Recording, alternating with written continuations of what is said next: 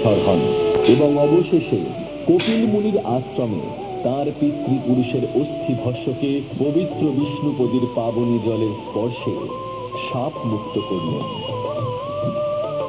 গঙ্গা এবং সাগরের মিলনস্থলের এই পুণ্যভূমি আজ গঙ্গা সাগর নামে অভিহিত ও আপামর জনসাধারণের কাছে পুণ্য তীর্থরূপে পরিচিত।